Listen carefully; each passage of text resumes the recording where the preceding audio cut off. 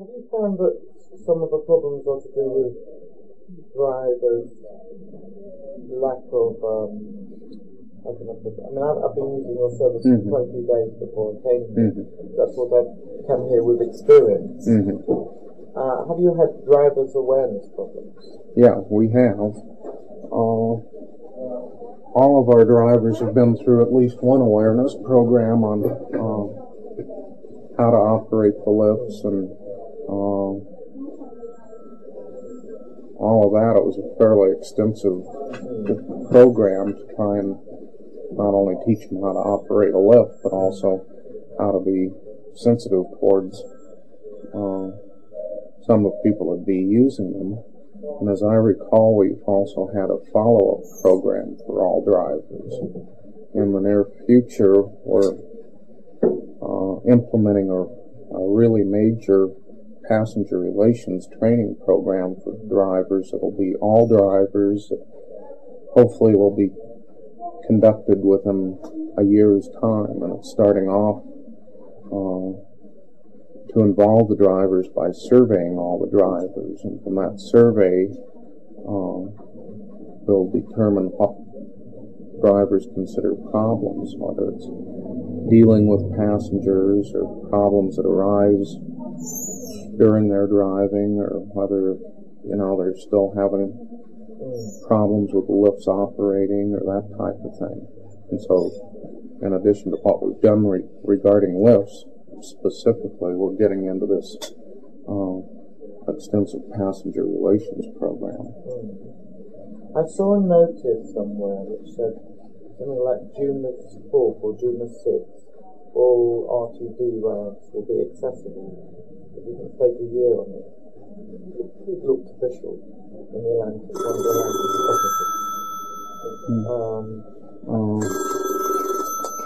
Do you have a program? Well, it's very popular. Where did you see this? It's very possible that's something that's 2 years old or something.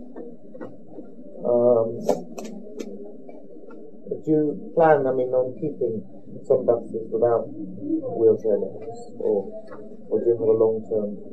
Yeah, okay. This does have all these dates, and it indicates here that in June of '82, RTD accomplished its goal 3 months ahead of schedule, was able to offer accessible service in the Denver metro area, 50% of peak and 100% of off-peak. So that was a June '82 date. There are certain routes that are not accessible currently. We've never offered our express routes as being accessible. Those basically operate during peak hours only from parking rides into downtown. Those aren't accessible, and either are regional buses, the over-the-road type buses that go to like Conifer and even Boulder and stuff. And so currently, in the '85 budget, we're looking at acquiring an additional 23 or 25 over-the-road buses. And so we've had a couple in on demonstration basis that are considered to be over-the-road buses that do have lifts on them. And so we'll be evaluating that as the program goes on. Will that be a different type of bus again to be articulated from the other one? Will that be a different model? Yeah, the one we had, let's see,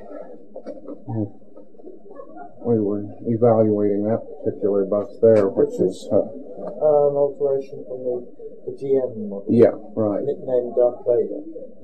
Oh yeah, I see. The black and the front there. Oh, I see. But anyway, that lift is at the back. Right. My problem was when I used those in New York, when I got them. So I hope that was that you're a wheelchair user, you're here, you want to get a bus. You have to wheel yourself up to here. Tell the driver. The driver has to then walk to the back. You have to go in your wheelchair to the back. True. By which time you have delayed an extra 2 minutes on the time of a bus. Yeah. Then the driver has to operate the lift here. I've got no criticism of the lifts. Secure you in, and then has got to walk right back to the front of the bus. I'm sure in Denver, but in London, time is very crucial in transport. True. I think that it depends a lot on the location, number one. But a lot of the so-called hostility has been promulgated by management who doesn't want anything to do with it.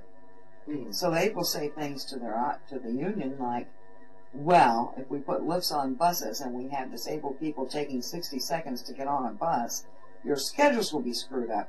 That's one of the first things we keyed into in Seattle and Denver when we had the scheduling staff out there at CTA.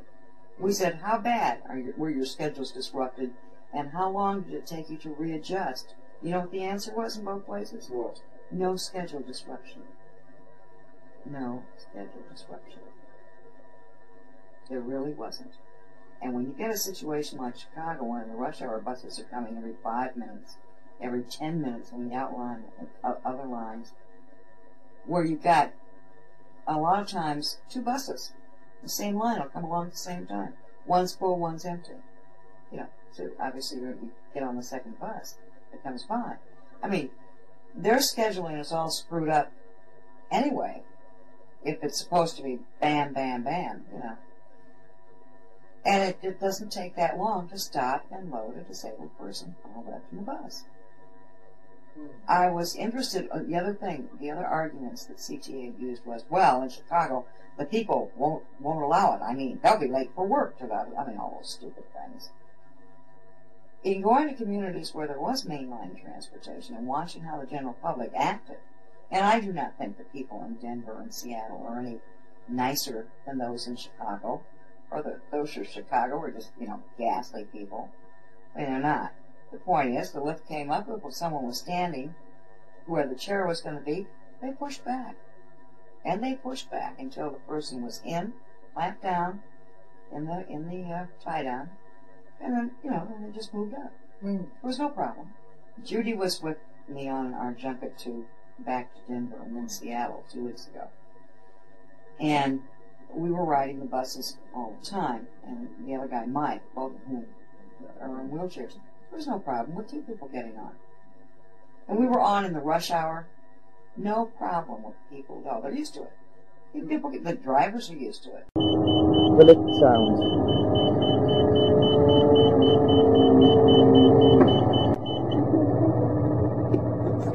What do we want? Access! When do we want it? Now! What do we want? Access! When do we want it? Now! What do we want? Access! When do we want it?